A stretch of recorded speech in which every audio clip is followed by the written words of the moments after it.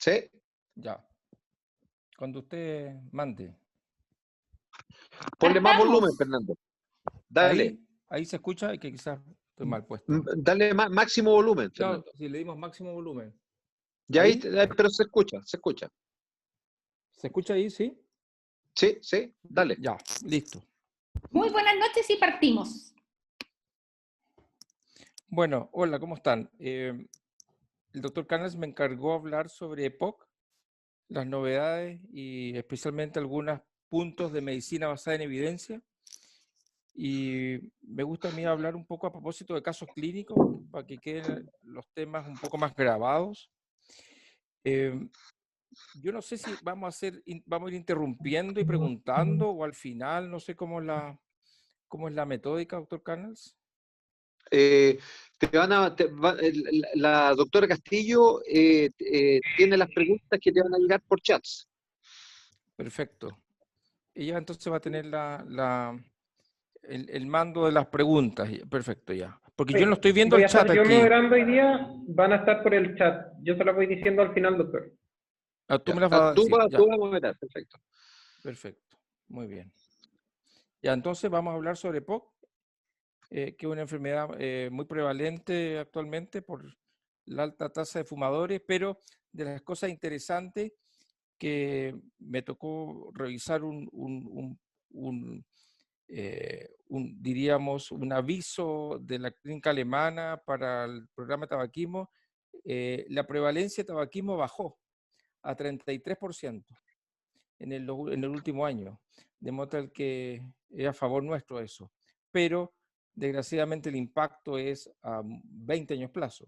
Por lo tanto, la disminución del EPOC la vamos a recién a ver en 20 años más. Bueno, entonces tengo dos casos clínicos, un caso de ambulatorio y un caso hospitalizado. Los dos son del hospital, Padre Hurtado, y son reales, por lo tanto no son perfectos, como siempre. Y este es el primer caso ambulatorio de un hombre de 68 años que tiene antecedentes de tabaquismo de 40 paquetes años, que lleva 5 años de disnea, con tos y expectoración habitual. Y cuando uno lo va a examinar, lo que llama la atención es que está saturando bien, 95%, pero tiene uso de musculatura accesoria. O sea, está disneico ahí sentado en la silla frente a nosotros. Y el examen pulmonar tiene un murmullo pulmonar muy disminuido, con roncus, y está enflaquecido. Y este paciente, ¿por qué viene ahora? Porque ha tenido múltiples consultas por exacerbaciones, especialmente en urgencia, y la disnea ya es invalidante. Entonces, quizás si uno preguntase qué llama la atención de este enfermo, bueno, llama la atención, o no sé si se le pregunta al público, pero de lo que me llama la atención a mí es que está saturando muy bien, pero está claramente con disnea y uno a la ocultación no escucha nada prácticamente. Quizás un comentario sobre el examen físico es el hecho que él está haciendo trabajo respiratorio, es decir, esto tiene un costo y para poder mantener esa saturación, y habitualmente este tipo de pacientes son enfisematosos, uno podría eh, presumirlo desde el punto de vista clínico por el murmullo pulmonar muy disminuido. Eso es muy típico de los enfisematosos, globalmente.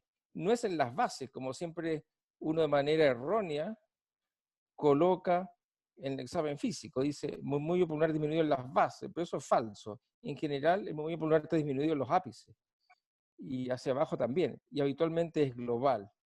Bueno, y está enflaquecido porque obviamente esto tiene un costo energético para esa persona muy grande, de poder mantener entonces esos gases arteriales, comillas, normales. Este es si ustedes se acuerdan, en las láminas de Netter, el enfisematoso, el pink puffer. Aquí me faltó poner eso. Probablemente estaba con labios fruncidos haciendo un autopip para poder mantener entonces su árbol bronquial abierto. Bueno, y como sucede, los enfermos llegan siempre muy tarde, llegan con historias como esta de disnea que no les permite trabajar y múltiples consultas. Esta es la radiografía. La radiografía, yo no sé si se ve la flecha que yo estoy poniendo Se ve acá, bien, ¿se ve? sí. Entonces se ve. ustedes pueden ver que tiene tiene pulmones grandes en el fondo, con muy translúcidos, sobre todo hacia los ápices, y abajo tiene algo interesante desde el punto de vista de semiología radiológica, que es que que las inserciones del diafragma que se ven están evertidas, es decir, está el paciente con los pulmones tan hiperinflados que el diafragma está aplanado, pero además está con esta tendencia a una eversión hacia abajo, muy propio de la hiperinflación pulmonar. Y el corazón en este caso no es grande, eso es en algún tipo de pacientes que no han desarrollado todavía corazón pulmonar. Y este es el escáner de este paciente, todo esto es real. Ustedes pueden ver en el escáner que tiene múltiples imágenes más translúcidas. Este es el enfisema pulmonar centroacinar, sobre todo de predominio en los ápices, pero no solo en los ápices, aquí también hay hacia abajo, hay mucho enfisema, y ustedes pueden ver cómo los lóbulos inferiores también se aprecia enfisema pulmonar. Cuando uno ve un enfisema pulmonar como este de arriba a abajo, y que no fue el caso desgraciadamente en esta situación, uno debería sospechar que además este señor puede tener un déficit de alfa-1 antitripsina. Bueno, esta es la función pulmonar, no salió muy bonito acá, pero lo más importante es destacar que tiene una espirometría, que tiene una relación BF1-CBF, el antiguo tifenó muy bajo, 44%. Claro. Entonces, cuando uno mira una espirometría, lo primero que hace Bueno, es mirar. el viernes es la graduación tengo que comprar. Lo primero que hace uno es mirar esta relación y si está bajo lo normal. Y acuérdense que empieza a bajar con la edad, pero si este señor tendrá 60, 70 años, probablemente esto sea normal, 68 hacia abajo. Y al estar bajo, inmediatamente uno hace el diagnóstico de una obstrucción, de una alteración obstructiva.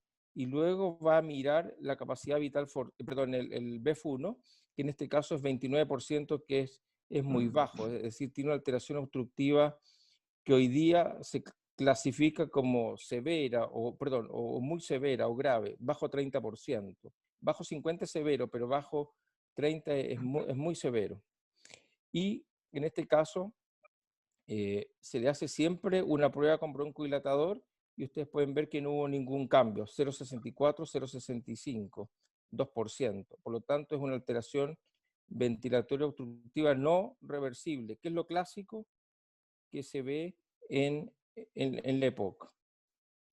¿Me están escuchando bien, no? Sí. Perfecto. Y en este caso también hay una caída de la capacidad vital forzada. No es que tenga un cuadro restrictivo, sino que es tanta la caída del BF1 que arrastra a la capacidad vital forzada. O sea, la parte arrastra al todo, en el fondo. Ese es el significado. Antiguamente se llamaba alteraciones mixtas, pero hoy día es alteración ventilatoria obstructiva con caída de la capacidad vital forzada. Esto es muy grave y esto se relaciona con la historia previa y por supuesto con el extenso enfisema que este señor tiene. Y estos son los gases magníficos, ven ustedes.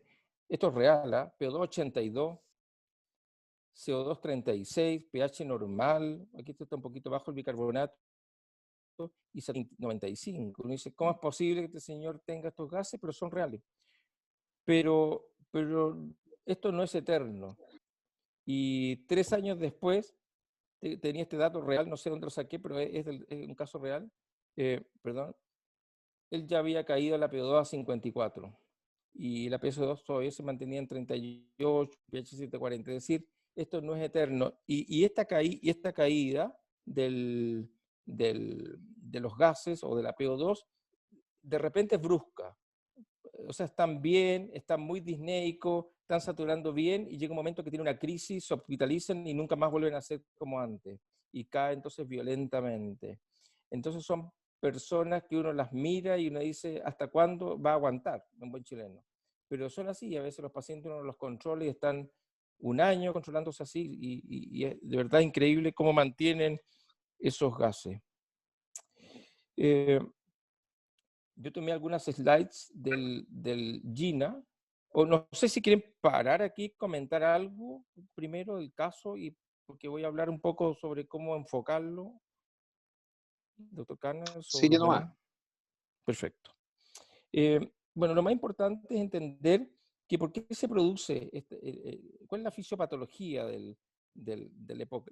Se sabe que la mayor parte de los pacientes tienen antecedentes de tabaco, pero no solo eso, sino que también en muchas poblaciones tiene que ver con la contaminación intradomiciliaria. Y eso les hago un punto de interés que yo lo aprendí en un congreso, que una vez unos mexicanos presentaron una gran casuística de EPOC, y estos pacientes eran bronquíticos crónicos, no tenían mucho enfisema. De modo tal que, de alguna manera, el contaminante intradomiciliario, por ejemplo, la gente que vive y que se calefacciona y cocina con estufas de leña, por ejemplo, de carbón, lo que sea, hace una bronquitis crónica, y que también se expresa no como enfisema como este caso, pero sí con mucha tos y expectoración y patología obstructiva. Y lo otro que no se conoce también es que tendría alguna predisposición lo que sucede en la niñez o incluso antes de nacer, que tiene que ver con un concepto que yo no manejo bien, pero que se llama pulmones chicos, entre comillas, y eso los pediatras lo saben, y se supone que tendría que ver, y también algún tipo de infecciones virales en la infancia, es decir, habría alguna predisposición a hacer esto, amén de lo genético que tiene que ver con la alfa-1 antitripsina. Esta diapositiva tiene que ver con eso, de alguna manera, cómo pulmones normales, ¿no es cierto?, aquí parten de ese nivel y luego bajan por fumar, pero los que parten más bajo, bajan mucho más también, o pueden llegar a lo mismo, quizás con menos intensidad de tabaquismo. Es decir, hay un tema ahí de anormalidad previa que favorece, se entiende que es una parte de la historia. Lo más importante aquí es el hábito tabáquico. Quiero decirles que independiente que uno sospeche el diagnóstico mediante la historia clínica, que es disnea con tos y esputo crónico y los factores de riesgo, el diagnóstico legal, por así decirlo, es con espirometría. Y eso es muy importante porque para el GES, por ejemplo, a mí me parece que si uno va a diagnosticar una EPOC, tiene que ser hecho con espirometría, como es lo que se recomienda. Lo que no significa que no haya daño por tabaco. Si una persona fuma y uno le hace un escáner y tiene enfisema, puede tenerlo, pero probablemente no cae en la categoría de EPOC si no tiene una alteración ventilatoria obstructiva con una relación BF1 partido por CBF bajo 70%, que es el tifenó.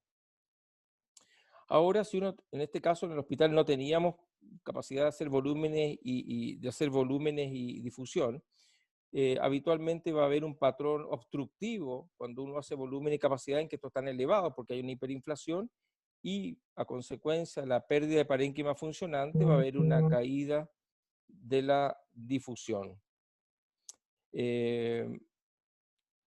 También, a continuación, uno puede hacer un test de ejercicio en que va a ver que las personas tienen una capacidad de caminata disminuida con desaturación muchas veces. Y finalmente las personas llegan a tener en los gases arteriales hipoxemia e hipercapnia, a consecuencia de toda la alteración antes descrita. Aquí ustedes pueden ver, ¿no es cierto?, la espirometría a la izquierda, normal y obstructivo, como cae el BF1.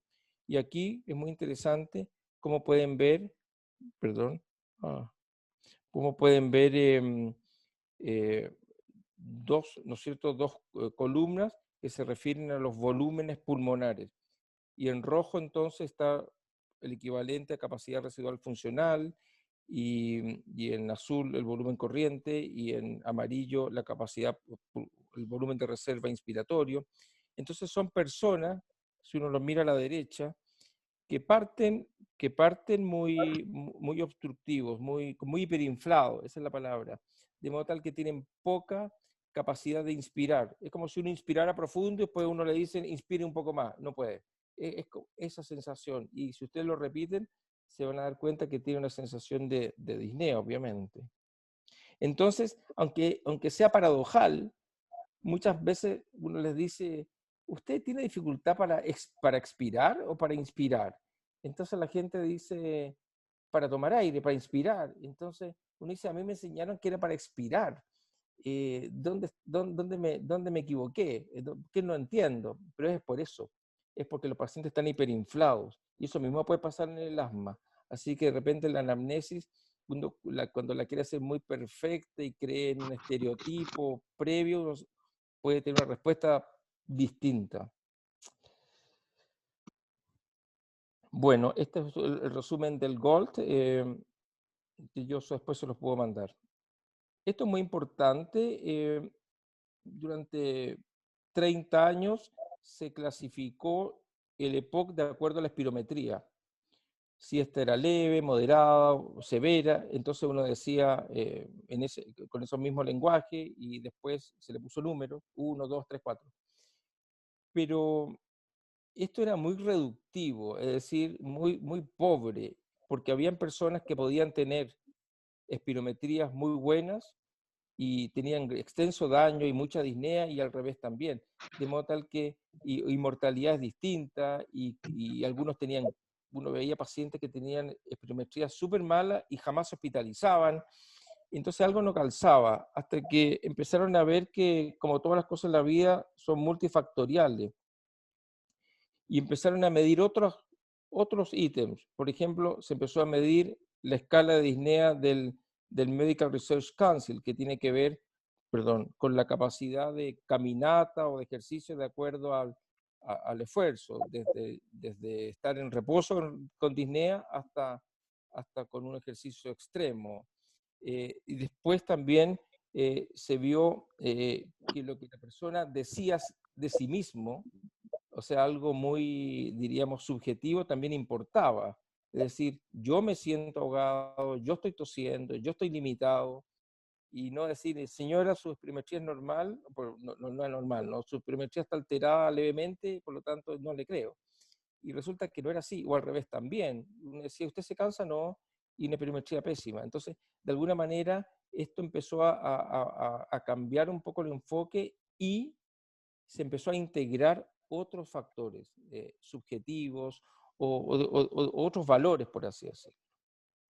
Bueno, dicho esto, entonces, después, en paralelo, por así decirlo, se empezó a pensar qué era lo más importante en una persona. Uno le decía, ¿qué es lo que a usted más le molesta? Y lo que a la gente le molesta son dos cosas: la disnea, es decir, la limitación para hacer esfuerzo, para trabajar, para bañarse, y la cantidad de exacerbaciones, que entonces lo hacen consultar en urgencia, lo hacen tomar antibióticos, o simplemente lo hospitalizan. Entonces se empezó a clasificar a los pacientes de acuerdo, y aquí ven a la derecha un cuadrito con estas A, B, C, D, de acuerdo a la cantidad de síntomas o de disnea y a la cantidad de exacerbaciones, ¿de acuerdo? Entonces ustedes pueden ver aquí abajo el Medical Research Council y el CAT, que son subjetivos en el fondo, y esto que es un poco más objetivo de cuántas exacerbaciones tiene. Entonces puede darse todas las combinaciones. Una persona que tiene poca disnea y pocas exacerbaciones está en el A, pero una persona que tiene mucha disnea y muchas exacerbaciones está en el D, e intermedios. Entonces hoy día es mejor clasificarlo más que GOLD 1, 2, 3, 4, como está bien, con eso se parte. También dar una mirada un poco más integral, que tiene que ver no solo con espirometría, sino también con síntomas, disnea básicamente, y exacerbación. porque eso se ha visto en estudios que predice mejor la mortalidad. Pero además, y vamos a verlo después, tiene que ver también con la terapia, porque uno lo que hace es como fenotipificar los pacientes. ¿Es disneico? ¿Sí o no? ¿Se exacerba? ¿Sí o no? ¿Uno u otro o ambos? Y ahí entonces uno dice, le sirven los corticoides, si tiene exacerbaciones, le sirve ¿no es cierto? Los anticolinérgicos, si tiene disnea, hace un poquitito más de, juega con esos datos. En general, lo que se está usando en paciente crónico, sintomático, con espirometrías alteradas, desde luego con un buen diagnóstico, fuera de dejar de fumar, son los bronquiodilatadores de larga acción. Es decir, hay que reservarlos de corta acción para la necesidad del momento, que se llaman, ¿no es cierto?, de demanda.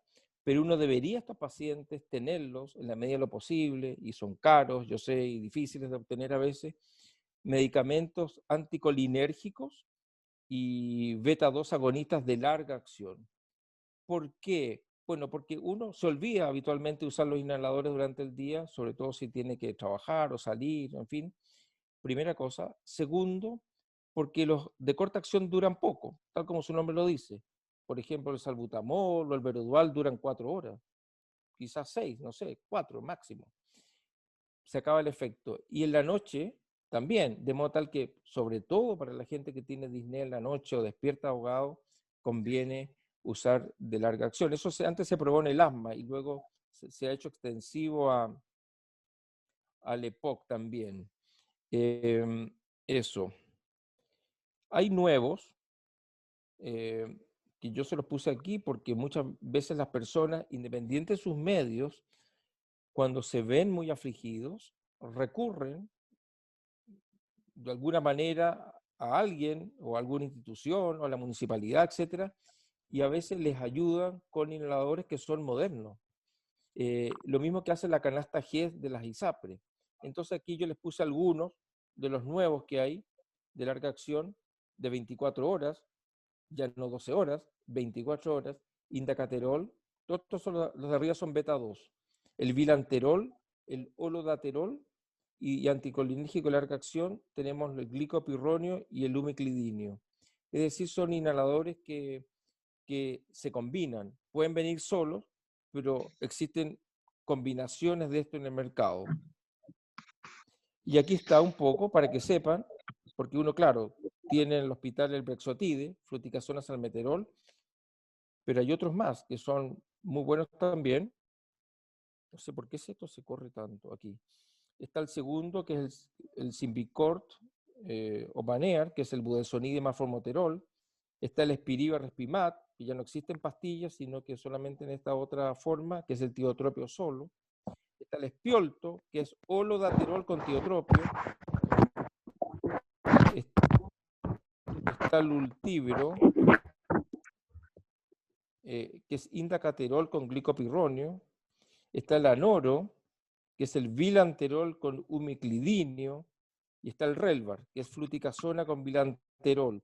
Habitualmente, si uno tuviera que elegir, en caso de personas que no se exacerban mucho, pura disnea, por así decirlo, uno elegiría una combinación de beta-2 con anticolinérgico. Y que en este caso, por ejemplo, podría ser el Espiolto y el Anoro, que ambos son muy buenos para EPOC. Y uno agregar extra corticoides si tiene muchas exacerbaciones. Los corticoides hay que reservarlos en general para personas con muchas exacerbaciones o que tengan un componente asmático, una especie de sobreposición. En cambio, los dos primeros, Brexotide, Banear y el Relvar, son más bien para los asmáticos. También uno podría usar el tiotropio solo con alguno de los dos de arriba para hacer una triple combinación. Y de hecho yo no puse acá porque se me olvidó, hay uno nuevo que trae tres en uno, o sea, un combo que tiene un anticolinérgico, que tiene un un LABA, un beta-2 agonista de larga acción, más un corticoide, que son para personas con EPOC grave, muy disneico y que tienen exacerbaciones frecuentes.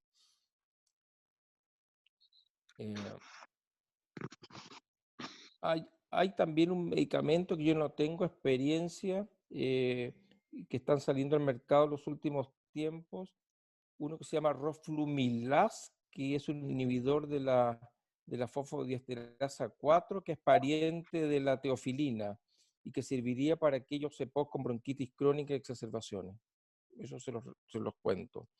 Lo otro que uno hace en extrema situación de exacerbaciones frecuentes, que funciona muchas veces con un componente asmático en su evolución, uno podría usar, para evitar que estos pacientes se hospitalicen, algo de corticoides orales, a la antigua. Eso es lo que uno hacía hace 30 años. Y entonces uno les deja ocasionalmente prednisona 5 miligramos, 10 miligramos, que por supuesto no es lo ideal, suponiendo que esa persona tiene acceso a todo lo que hemos dicho anteriormente. Entonces, acá hay un esquema de cómo uno podría empezar con ¿no es cierto?, con bronquidilatadores. Si es un grupo A, podría usar un bronquidilatador quizás de corta acción, que habitualmente no tiene ese paciente. Y ya el B, el C y por supuesto el D empezamos a usar anticolinérgicos y beta-2 agonistas. Ahí hay discusión qué es mejor. Se entiende que si hay comorbilidad, que es otro tema, cardiovascular, uno prefiere un LAMA, prefiere un anticolinérgico antes que un LABA. Pero hay que ver la necesidad también, porque si el paciente tiene mucha disnea, tiene espirometrías muy obstructivas y ya empieza a tener exacerbaciones, quizá hay que usar combinaciones, se entiende, con todas las precauciones que significa usar bien un inhalador, que incluye una cámara espaciadora, si se puede, y que incluye hacer un colutorio con agua después de usarlo, para evitar que quede el residuo del broncodilatador en la faringe o en la boca y se absorba. Y en el grupo D, que es el grupo más difícil, que tiene exacerbaciones frecuentes, hay que usar corticoides inhalados. Eso es muy importante. Hoy día también se considera la búsqueda de estos pacientes que tienen un componente asmático, alérgico o no, con eosinofilia sanguínea, que se ha dado a llamar ACOS, que es esta asma con COPD, overlap syndrome, y que tiene que ver con rescatar de un porcentaje, yo diría que no es menor, pero no sé qué porcentaje será, 10%, 20% de pacientes que tienen ese componente y que uno podría decir, deberían funcionar mejor con corticoides inhalados. Además, esto no es exclusivo del grupo D, yo diría yo que de todos los grupos. Yo creo que uno debería tender a mirarlo de otra manera, porque la gente a veces viene rotulada de POC y uno sigue la misma vía y se da cuenta que quizás es asmático, oculto, a pesar que haya fumado. Bueno, ¿por qué se cansan los pacientes? Se cansan porque tienen de verdad disnea y fatiga, pero también porque tienen disnea, digamos, desde el punto de vista pulmonarmente hablando, y porque tienen fatiga de las piernas. Y la fatiga produce, ¿no es cierto?, CO2, y nuestros pulmoncitos tienen que eliminar el CO2. Entonces se produce ahí un círculo vicioso de desentrenamiento y aumento de la producción del CO2, y ya tenemos dificultad para eliminarlo, y eso significa una carga sobre nuestro sistema pulmonar e implica entonces disnea. Y lo otro que es importante, esto que se llama hiperinsuflación dinámica. En la medida en que una persona empieza a hacer ejercicio, acorta su tiempo expiratorio. Entonces, si suponemos que aquí hay una dificultad para expirar, por supuesto que la hay, no logro eliminar todo el volumen corriente y empieza a atraparse aire, y va a producir eso mismo que comentábamos al principio, que uno se empieza a hiperinflar, como se ve aquí a la derecha, y entonces la capacidad inspiratoria disminuye y uno tiene sensación de disnea, que es lo que está acá, abajo. ¿De acuerdo? Entonces uno se hiperinfla en el ejercicio. Entonces, las personas, por ejemplo, en el ejercicio, uno dice, bueno, ¿por qué una persona cuando hace ejercicio se cansa? Se cansa diciéndolo en idioma chileno, que el cansancio sirve para 10 cosas distintas. Entonces se cansa porque tiene hiperinflación dinámica, se cansa porque se obstruye verdaderamente, se cansa porque se fatigan las piernas, produce CO2, se cansa y se cansa también porque muchas veces estos pacientes tienen hipoxemia en el ejercicio. Incluso puede aumentar el CO2. Y todo esto hay que buscarlo. Yo nunca me voy a olvidar de un paciente regalón que tenía en el hospital del tórax y que tenía un enfisema, tenía disnea, y yo le conseguía muestras médicas de lo mejor que había en esa época, que era el tiotropio, y no sabía por dónde andaba. De verdad yo estaba perdido, decía, qué cosa más rara, ¿por qué no mejora? Y un día le hice un test cardiopulmonar, que se hace con línea arterial, y el paciente, no sé, voy a inventar, a los 2 minutos, desaturó profundamente. Y ahí me di cuenta que necesitaba oxígeno, porque trabajaba para poder hacer su vida diaria. Pero jamás lo habría entendido si no le hubiese hecho un test cardiopulmonar. Claro, es una cosa que uno no hace todos los días, pero hay que buscar en el fondo, tratar de entender por qué el paciente tiene disnea, y a veces no es tan obvio. Aquí hay ¿no es cierto?, un diagrama de flujo de lo que suceda. Se atrapa el aire, se hiperinfla, disnea y está relacionado con el desacondicionamiento y la actividad reducida. Es decir, si yo me canso, dejo de hacer ejercicio. Si dejo de hacer ejercicio, se atrofia mi musculatura y así. Y es un ciclo vicioso.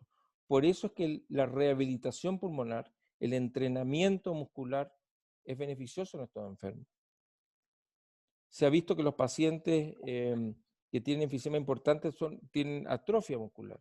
Ustedes pueden ver abajo a la derecha un corte, ¿no es cierto?, a nivel del muslo, cómo el área de superficie disminuye en los pacientes con enfisema. Aquí está a la izquierda el dibujo de Netter del típico enfisematoso. Y este es un metaanálisis de Cochrane que dice que la rehabilitación mejora la disnea, mejora la calidad de vida, mejora el test de marcha, y esto se puede mantener si es que uno en la casa tiene un orden de ejercicio, ¿no es cierto?, aprendido. Hay que aprender. Es como es cambiar la vida. Todas esas personas deberían hacer eso. Dejar de fumar, hacer ejercicio, bien hecho por kinesiólogo, y después aprender la técnica y seguir en su casa y usar bien sus inhaladores.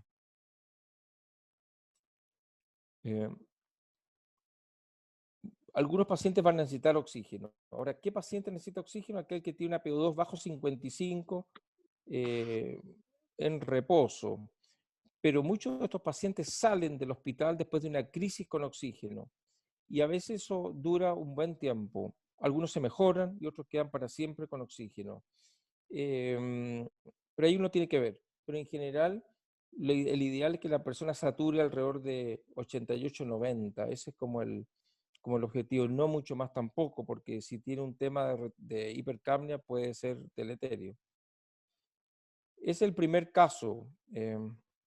Doctor Canals, ¿sigo con el segundo? Sí, adelante, muy interesante. Ya, este es un caso distinto, están todos del hospital, así, no son perfectos. A mí me gustan los casos reales, porque los casos así inventados uno no aprende mucho.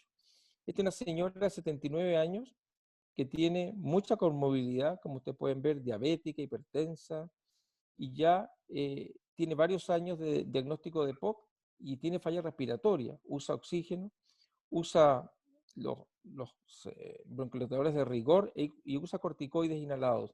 Y había tenido 5 hospitalizaciones previas por exacerbación de POC y tiene como antecedente haber fumado 40 paquetes años. ¿Cómo uno puede caracterizar a esta paciente? Yo creo que es muy interesante ver qué aspectos uno puede rescatar de la historia. Cuando uno ve un paciente, tiene que tratar de caracterizarlo, tratar de entender con quién te ha enfrentado. No todos los pacientes son iguales, o todos son distintos en el fondo. Entonces yo podría decir que esta es una paciente EPOC-GOLD, porque tiene, obviamente, debe tener una espirometría mala, pero severa, pero sobre todo las cosas, exacerbaciones frecuentes y disnea seguro de mínimo esfuerzo, no lo puse, que tiene insuficiencia respiratoria crónica, que usa oxígeno, eso ya le da un sello de gravedad muy grande, que tiene múltiples exacerbaciones y que tiene comorbilidades que también participan. Entonces la familia la trae a la urgencia por dificultad, esto en tiempos no COVID, obviamente, para contextualizarlo. La familia la trae al servicio de urgencia porque está disneica, e ingresa la señora muy disneica, con cianosis peribucal, con uso de musculatura accesoria, y el examen físico, acuérdense que era hipertensa, tiene presión arterial 90-50, está taquicárdica, está muy polimnéica, 32 por minuto, satura 78%, con el oxígeno propio de 2 litros y está con fiebre y mal perfundida. Y el examen físico de lo que destaca es que la persona está, además de lo anterior, está somnolienta y, y está con sinología obstructiva, con sibilancias difusas. Tiene algo de edema en las extremidades. Entonces, ¿qué exámenes se solicitan? ¿Qué es importante? Porque uno cuando solicita exámenes, y eso me lo enseñó el doctor Ressler, y siempre nos preguntaba cuando éramos becados hace 500 años, ¿para qué pedir un examen? Entonces uno tiene que decir, ¿qué estoy pensando? ¿Qué puede tener una señora, ¿no es cierto?, que tiene fiebre, que está obstruida, que está en más falla respiratoria? Bueno, lo más probable es que tenga una infección, hay que descartar que no tenga una neumonía, hay que descartar, improbable, se entiende, que tenga otra cosa, un TEP o un neumotórax, pero no es el caso por lo clínico. Uno tiene que pensar qué necesita, qué le dice a la enfermera que está al lado de uno y le dice, yo quiero esto ahora. Y se hizo esta radiografía, que como ustedes pueden ver, está mal tomada o mal fotografiada, es de la señora, es real. Y uno puede ver aquí que al lado derecho, especialmente, hay opacidades de relleno alveolar, quizás hay algo de derrame pleural, podría tener entonces una pleuroneumonía, y tiene una cardiomegalia. Entonces, esta está tomada en la urgencia, en plena batalla ahí. Y entonces yo puse cardiomegalia, signos de hiperinsuflación pulmonar, no sé si es tanto lo que se ve de eso, foco de condensación y opacidad intersticiales. Y en el laboratorio tiene leucocitosis, 14.200, con desviación izquierda. Tiene un nitrógeno ureico alto, 45, una creatinina 2,3 y una PCR de 398, que es muy, muy alto, normal de 5 acá. Y gases arteriales, ustedes pueden ver que tiene pH 7,16, PCO 85, PO2 48 y bicarbonato 33. Como tiene 33 de bicarbonato, uno piensa que probablemente hay un factor crónico de retención de CO2. De modo tal que aquí, no sé por qué se mueve tanto esto. Y ya que, entonces ustedes pueden ver que tiene esta acidosis respiratoria, pero ya en un contexto probablemente crónico reagudizado. Eso quiero decir. Que probablemente si la PCO2 fuera con bicarbonato normal, uno diría esto es agudo puro, pero esto no es el caso.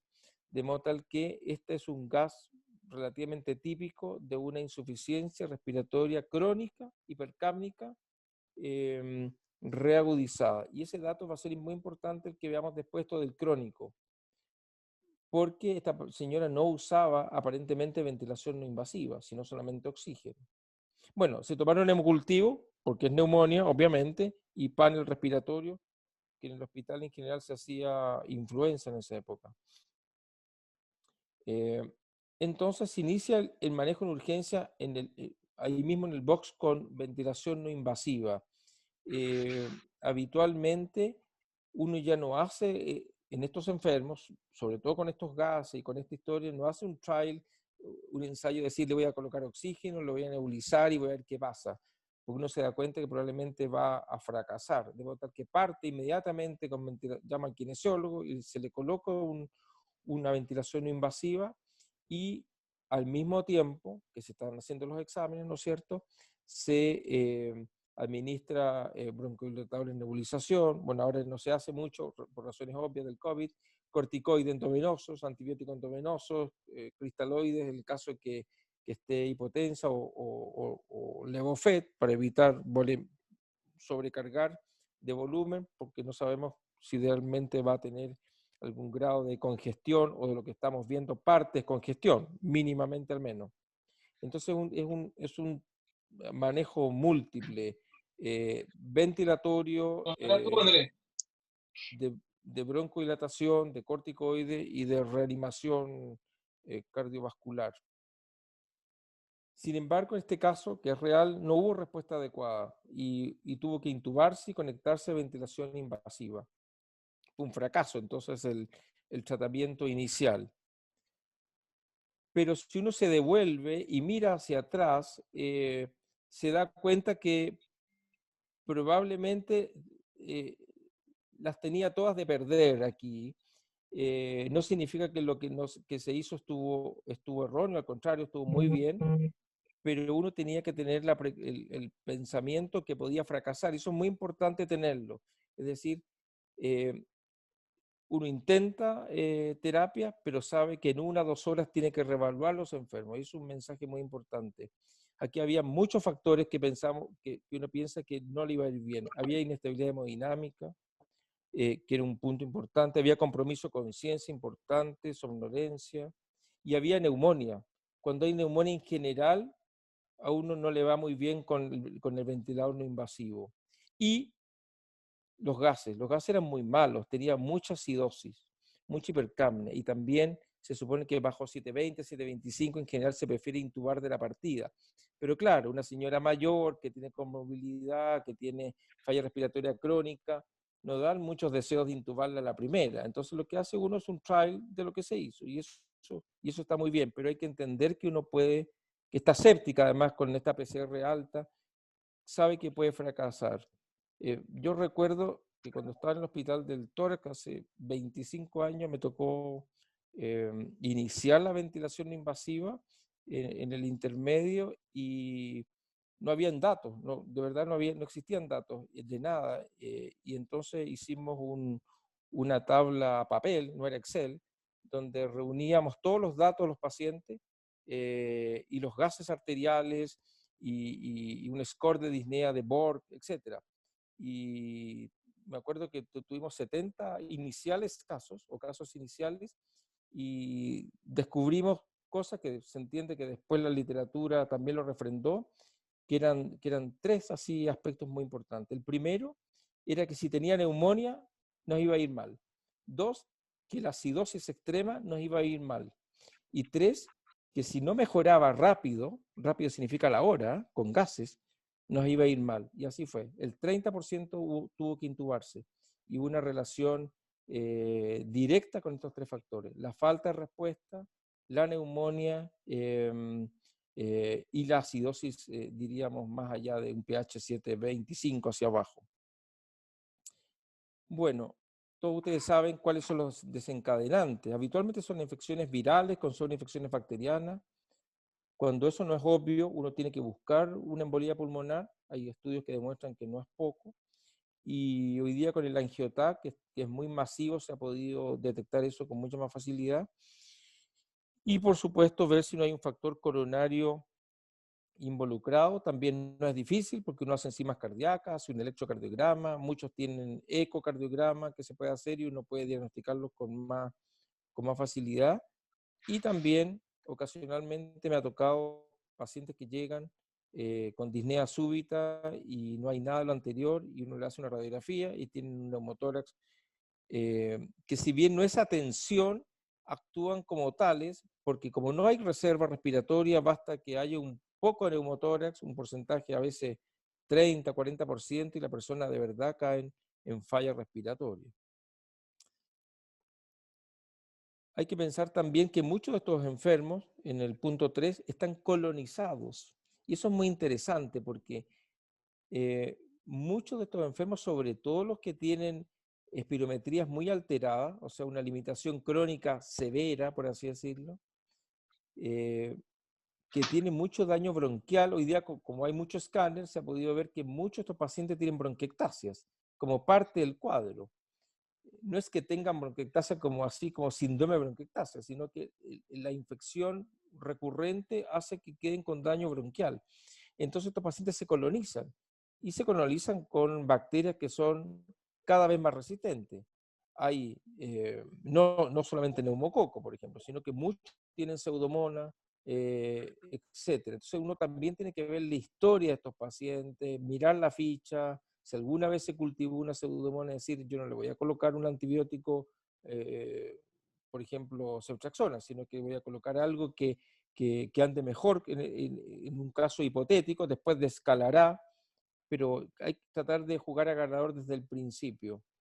Y los gérmenes atípicos nos juegan un rol muy importante. Es frecuente escuchar eso y yo en realidad prefiero, independiente de que uno pueda pensar eso o no, si uno va a usar antibióticos, que sea algo que sirva para bacterias, por ejemplo, amoxicilina o amoxicilina clavulánico, pero no usaría mucho macrólido ni menos usaría quinolonas. Prefiero usarlo de la familia de las amoxicilinas. Cuando se produce una crisis, todo lo anterior del punto de vista funcional se agrava. Es decir, hay más hiperinflación, hay más alteración BQ, de ahí viene la falla respiratoria, aparece la hipercapnia cuando antes no existía, y se produce muchas veces hipertensión pulmonar con claudicación ventricular derecha. El corazón pulmonar que estaba oculto se descompensa y la persona tiene además signos de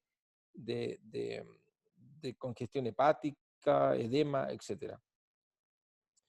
Aquí ustedes pueden ver el mismo concepto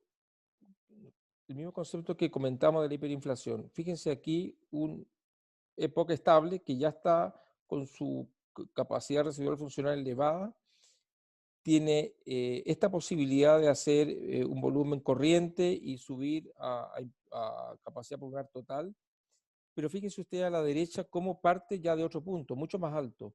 Por lo tanto, esto que se llama capacidad inspiratoria, que es el volumen corriente más la reserva inspiratoria, está disminuida, si ustedes comparan con esta.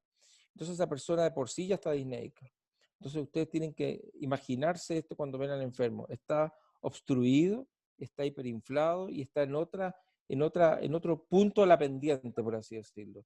De modo tal que esto es muy importante. Esto tiene que ver con el autopip o el PIP intrínseco. Este es el efecto mecánico de la exacerbación. Cuando una persona está exacerbada, tiene que usar todo lo que tiene a mano. Beta-2 de cortacción, en nebulización o en PAF, corticoide habitualmente sistémico, en general endovenoso y luego orales, antibióticos, en general se recomiendan. Muchas veces me ha pasado a personas que uno les pregunta, ¿y usted tiene tos? Sí. ¿Tiene expectoración? Nada. Y al día siguiente aparece la expectoración. De modo tal que uno tiene que partir, pienso yo, con algún antibiótico. No significa algo muy de alta gama, pero sí algo relativamente corriente que cubre esa posibilidad. Y lo que antes usábamos muchísimo, que era la aminofilina, ya no es que no sirva, sino que es muy peligrosa o se ha visto que tiene riesgo, porque el techo terapéutico es muy bajo. Y por supuesto la ventilación no invasiva es de primera elección en estos pacientes, particularmente en aquellos con mucha disnea, tendencia a la acidosis y tendencia a la hipoxemia, porque de verdad todo esto, y aquí están las evidencias, la evidencia apoya bastante todas estas, la calidad de la evidencia apoya bastante todas estas terapias. ¿Cómo se usa? Uno puede usar los broncodilatadores de corta acción en inhalaciones con cámara espaciadora o nebulización, bueno, como habitualmente lo hace, y se puede usar salbutamol o la combinación de fenoterol con hipertrópico, que es el Verodual. Me parece que ese es mejor para el caso del EPOC, y aquí uno puede usar 2, 4 PAF cada 20 minutos o un CC en 3 CC de nebulizaciones cada 20 minutos y luego lo vas paseando cada 4 horas. En general, a los kinesiólogos, que son los que hacen esto en las urgencias, les gusta mucho usar estos sets de 3 nebulizaciones intercaladas por 20 minutos, que son bastante efectivas. Y uno en general no ocupa los medicamentos habituales de beta 2 o de anticolinérgico de larga acción en el primer momento, sino que cuando están estabilizados. Porque recuerden que la capacidad de inspirar profundo o que lleguen estos medicamentos hacia distal está realmente impedido porque la persona tiene mucha disnea y se van a perder habitualmente. Y muchos de estos ya no tienen mecanismos para hacer un PAF como los clásicos, sino que son con válvulas inspiratorias, ¿no es cierto?, que no se usan con cámara espaciadora, así que también es difícil. Yo no perdería ni el medicamento ni el tiempo en eso inicialmente, sino que trataría de nebulizarlo o inhalarlo con salbutamol o Verodual de acción corta frecuentemente. Alguna vez me ha tocado, rara vez, pero ojalá que no les toque a ustedes, cuando uno se entusiasma mucho y usa demasiado beta 2, me ha tocado pacientes que hacen taquicardia importante e incluso me ha tocado ver un par de casos de Takotsubo por esta demanda tan alta o esta adrenergia farmacológica tan alta. No sé si ha sido causalidad o coincidencia, pero hay que tener cuidado con esto. Lo otro importante es que no hay que asustarse con la taquicardia inicial. Inicial, ¿qué significa eso? Cuando el paciente está muy obstruido, está muy taquicárdico. Entonces uno tiene miedo de usar bronquidilatador porque dice lo voy a taquicardizar más. Lo cual, claro, teóricamente es cierto, pero muchas veces como la taquicardia tiene que ver con la obstrucción, uno al nebulizarlo, curiosamente, la taquicardia baja. Entonces no es por el beta 2, sino que es por la obstrucción. Eso especialmente, no tanto en EPOC, lo he visto también en asmáticos. Bueno, volviendo a los antibióticos, es importante considerar, ¿no es cierto?, que lo más frecuente siempre va a ser neumococo, hemófilos, moraxella, ya hace tiempo que no veo. Y los otros menos frecuentes, pero igual hay que tenerlos en cuenta. Y tiene que ver con la historia. Si la historia dice que ha tenido exacerbaciones y hay estas bacterias aisladas previamente, tienden a repetirla. Existe lo que se llama los síntomas cardinales de Antonisen, que se refiere a disnea, tos y esputo mucopurulento como diagnóstico de la exacerbación. Entonces, en general, si una persona tiene tos con esputo mucopurulento, yo diría que habría que usarlo. Lo otro, siempre cuando están en ventilación mecánica, cual sea el tipo, porque se ha visto que reduce el fracaso terapéutico y reduce incluso la mortalidad en exacerbaciones que son severas. Y ahí uno tiene que ver si lo hace de vía oral o endovenoso, dependiendo de la gravedad del paciente. Los corticoides están muy bien indicados en la exacerbación del EPOC porque mejoran los síntomas y mejoran la función pulmonar, mejoran la PO2, mejoran la exacerbación en general y acelera un poco la recuperación de estos casos y reduce los fracasos terapéuticos. Tiene también un tema de upregulation de los beta receptores con la broncodilatación, o sea, se potencian y como existe ¿no es cierto?, un compromiso inflamatorio de la vía aérea, también son muy útiles desde ese punto de vista, mejorando entonces el edema y por ende entonces el lumen de la vía aérea que hace que por factores físicos la obstrucción sea menor. Y las dosis que se pueden usar son dosis modestas, no son dosis muy altas. Se puede usar hidrocortisona, se puede usar prednisona, se puede usar metilprednisolona, dependiendo de dónde trabajemos, pero no hay que usar dosis muy grandes en general, porque produce efectos adversos en temas de hiperglicemia, electrolíticos, musculares también. Bastan dosis moderadas. La ventilación no invasiva, ya desde el año 95 que empiezan a aparecer los primeros artículos, y hay unos señeros de Brochard que apareció en New England, con randomizado disminuye la mortalidad, disminuye la incidencia de intubación y mejora rápidamente los gases arteriales, la disnea y la frecuencia respiratoria. Y por supuesto mejora la oxigenación. Y hay un tema que tiene que ver con la retención de CO2. ¿Me están escuchando, no? De repente me dio miedo que no me estuvieran escuchando, ¿sí? Sí, No. aquí estamos. Ya, estupendo, estupendo. Sí. Hay un tema ahí que se los voy a tratar de explicar que es muy fácil de entender. Supongamos que una persona tiene una crisis obstructiva con insuficiencia respiratoria y esa persona tiene una PO2, por ejemplo, de 50 y una PCO2 de 60. Entonces uno dice, ¿qué es lo que hacía uno antes? Antes que existiera la ventilación invasiva. Yo viví esa época, de becado no había ventilación invasiva.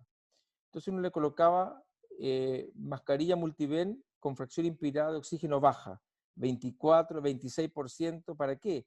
Para que subir un poquito la PO2 a un nivel no tan peligroso, para que a su vez no subiera el CO2 muy alto. Pero con la BNI se puede hacer el trabajo completo. ¿Cómo aumenta el volumen? ¿Cómo se ventila el enfermo en el sentido literal de la palabra? Aumenta el volumen minuto. Uno puede aumentar la fracción inspirada de oxígeno para que sature más de 90, tener una PO2, o no más de 90, pero 90 de saturación, o una PO2 de 60, digamos, puede entonces al mismo tiempo mejorar la retención de CO2, mejorar la hipercapnia con mejor oxigenación. Esa es la gracia, o sea, mayor o mejor oxigenación con menor retención de CO2. Y por supuesto alivia el trabajo respiratorio, desde luego, y todo lo anterior que dijimos. Pero tiene también como un efecto de, de, de eficiencia, podemos llamarlo, del manejo de la insuficiencia respiratoria. De allí que esta situación de la época en crisis con falla respiratoria hipercápnica sea probablemente la prima donna del uso de la ventilación invasiva. Cuando uno usa ventilación invasiva, cuando el paciente está acidótico y está con disnea, se dice habitualmente con un pH bajo 735, con PCO2 bajo o sobre 50, pero hay que ver, es clínico también, no solamente gases, tiene que ver con la clínica. Y las indicaciones son las que dijimos hace un instante, pero hay que tener claras las contraindicaciones. La persona que tiene compromiso de conciencia, que tiene secreciones extrabronquiales abundantes, no va a poder expectorarla y la BNI no le va a hacer bien. Y el paciente que está inestable, desde luego. Y lo otro, que tiene que ser hecho por gente experta, porque de alguna manera eso también ayuda a que la indicación sea bien hecha, el seguimiento inmediato sea bien hecho, y darse cuenta, como les decía, que cuándo va a fracasar el enfermo, que es quizás lo más importante.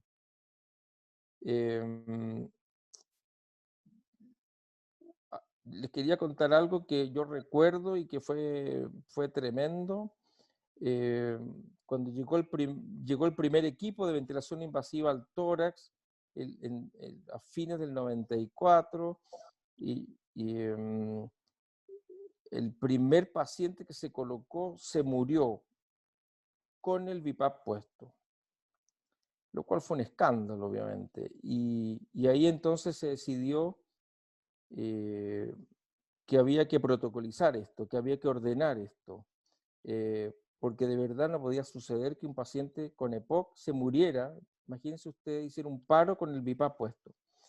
Y ahí entonces, desgraciadamente por esa situación, entonces se comenzó a hacer algo más ordenado.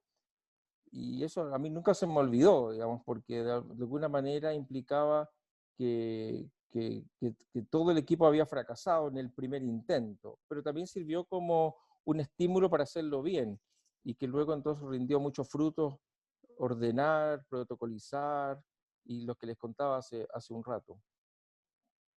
Estas son algunas tablas de,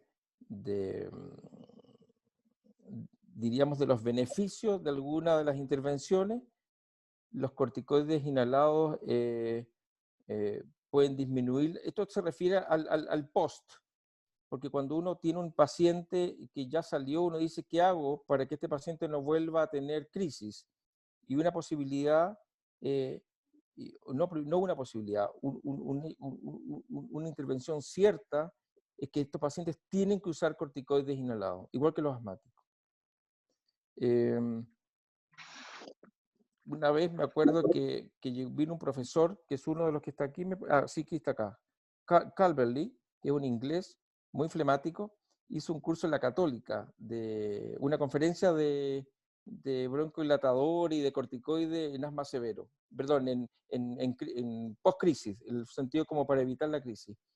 Y yo llegué atrasado, o sea, no llegué a la clase, y, o sea, qué lata más grande, y me encontré con Calverley en el hall ahí de la Católica, donde está el centro de extensión, sentado, solo, y voy, y me presento y le digo, perdone, yo no asistí a su clase. Entonces me queda mirando y me dice, bueno, me saludó amablemente, y le dije, ¿le puedo hacer una pregunta?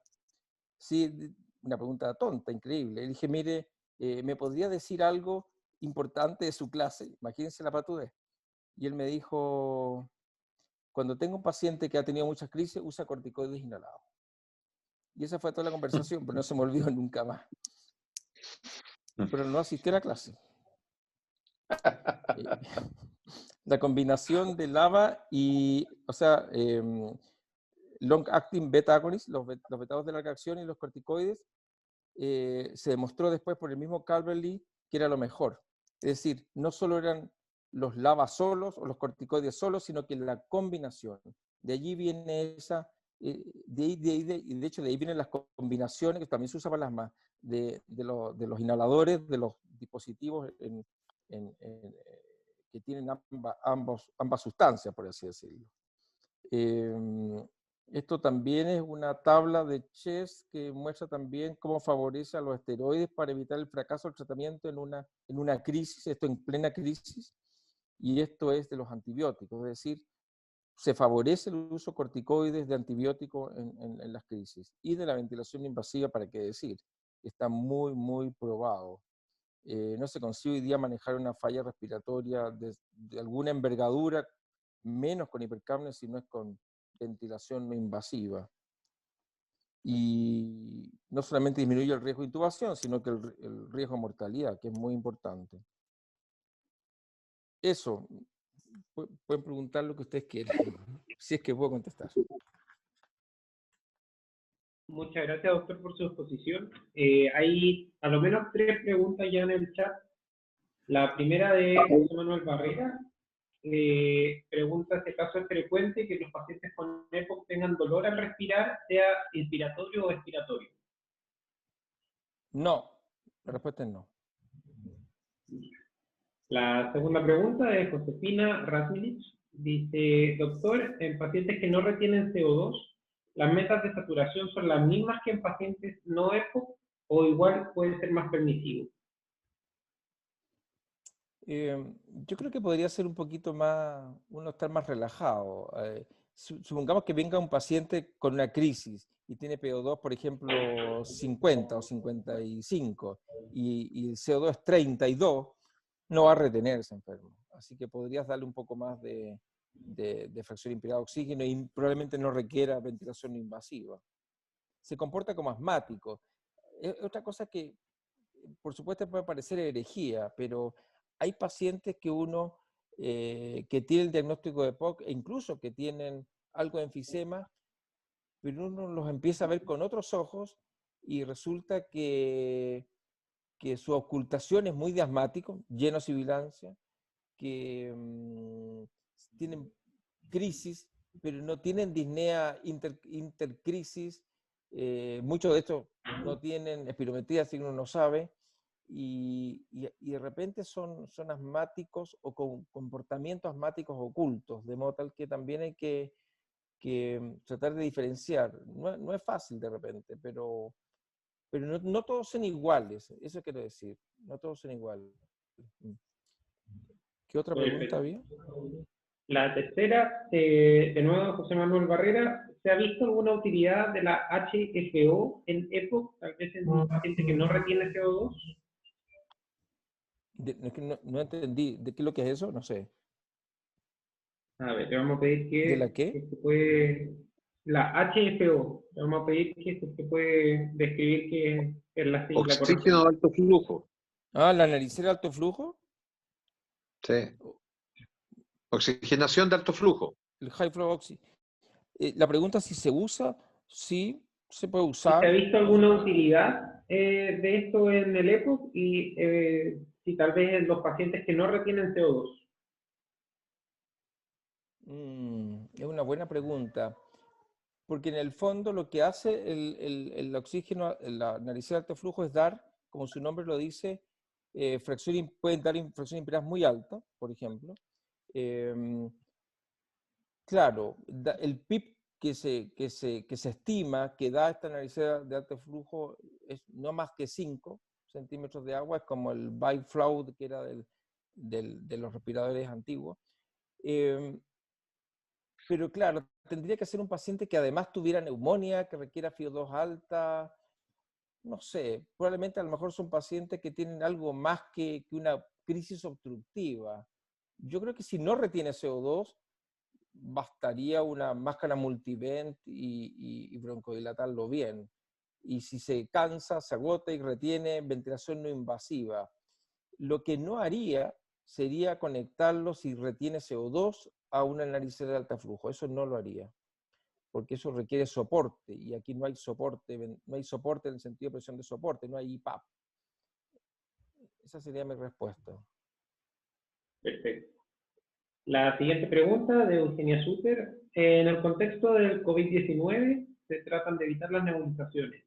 ¿Es acaso una acción válida los broncodilatadores con aerocámara en el mismo esquema 3 cada 20 minutos? Bueno, se evita la nebulización, como ustedes saben, para no aerosolizar y desparramar el virus por todos lados. Así que eso está bien, es lo que se ha acordado en general. Pero claro, cuando uno tiene un paciente con obstrucción bronquial, lo que uno hace ahora es indicar salbutamol o Verodual en PAF. Puede indicar 2, 4 PAF cada 4 horas, cada 6 horas. Si la persona tiene, y con cámara espaciadora, eso es muy importante para que la eficiencia de la técnica inhalatoria sea mejor. Es muy importante la cámara espaciadora, en que la persona aprenda a hacerlo o el personal se lo haga y lo hagan bien. Es decir, a mí me gusta más la técnica de múltiple respiración 10 veces a volumen corriente, porque de alguna manera uno respira, ¿no es cierto? O respira el aire de la cámara con el broncodilatador. Es muy eficaz también. Es muy eficaz también. Claro, es Una distinto. continuación de la misma pregunta es que si acaso hay algún paciente que de todas maneras igual se prefiera la nebulización en el contexto actual. Oye, un comentario, perdón, Fernando. Sí, Se sí. puede nebulizar con máscara superpuesta. ¿Con máscara así como quirúrgica, sí? ¿Eso? No. Claro, por supuesto. Ok, Ok. perfecto. Y esa quedó dando vueltas. Si acaso había algún paciente que de todas maneras sí o sí nebulizarlo, ¿Con COVID dices tú? claro, eso preguntan. Mira, si uno le indica, te van a retar todo el personal, así que mejor que no. Perfecto. Pero hay protocolos de Siguiente uso con pregunta. máscara. ¿Perdón? Hay protocolos con máscara. Ah, perfecto. No, yo no sabía, no he En usado COVID. eso. Sí, está bien. No he usado así, no lo he usado así. La última Ahora pregunta. perdón, muchas veces también estos pacientes están con ventilación no invasiva, entonces ahí también a veces los kinesiólogos, dependiendo del tipo de conexión, a veces tienen algunos dispositivos que se pueden usar nebulizaciones que no tienen salida al exterior, es decir, que no hay tanto riesgo, antivirales, y los colocan antes del puerto exhalatorio. Son pequeños dispositivos que ellos conocen y que uno tiene que preguntarles, ¿no es cierto?, sí, la utilidad o la seguridad en estos tiempos. Es muy importante. Son filtros antivirales en el puerto exhalatorio. Exactamente.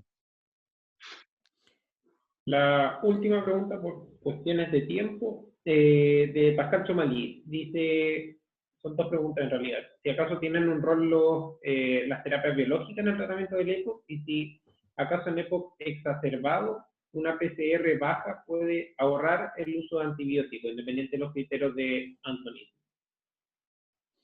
La segunda es más fácil de responder, sí. Muchas veces se guían las terapias sobre todo por la procalcitonina, ¿eh? Y uno muchas veces, sobre todo ahora, por ejemplo, en el COVID, no tiene nada que ver con el EPOC, uno evita los antibióticos, en particular si las PCT o PCR no están muy altas. La respuesta es sí, uno podría evitarlo, por supuesto. ¿Y cuál era la otra pregunta? Se me olvidó, perdón. La de las biológicas. La terapia biológica. Sí, bueno, en relación a lo que comentaba,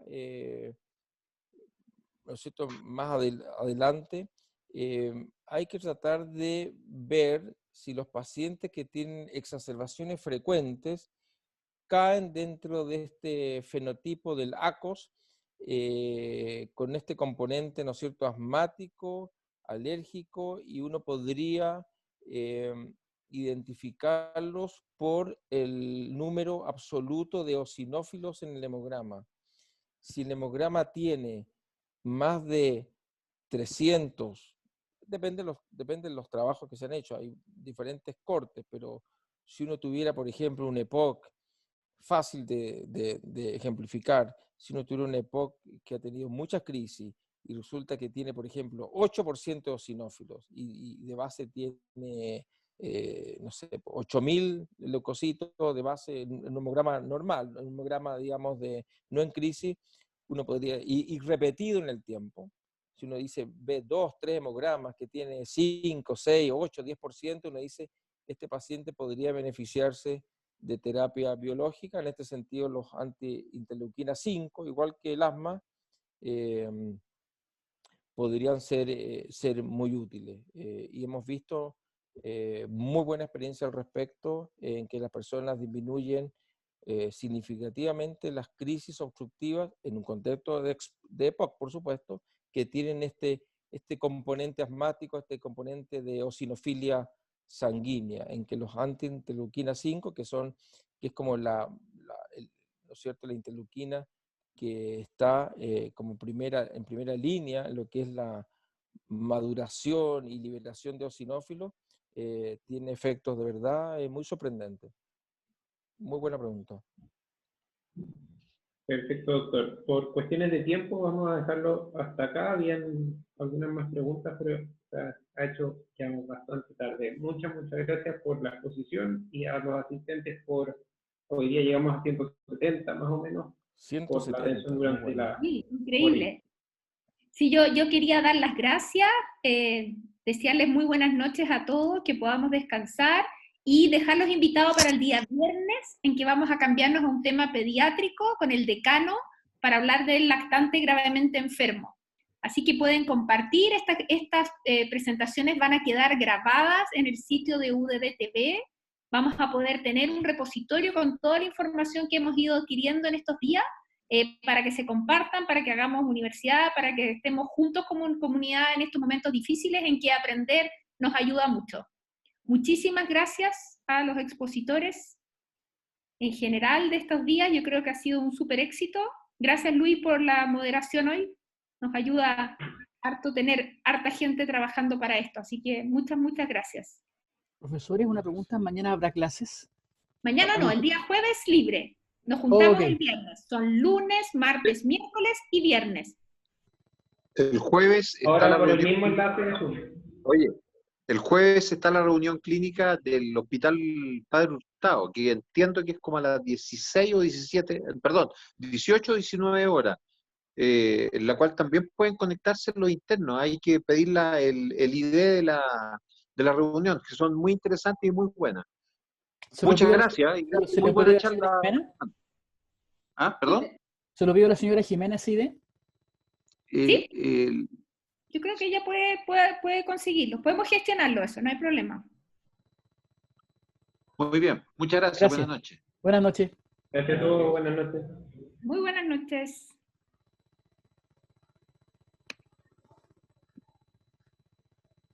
Súper.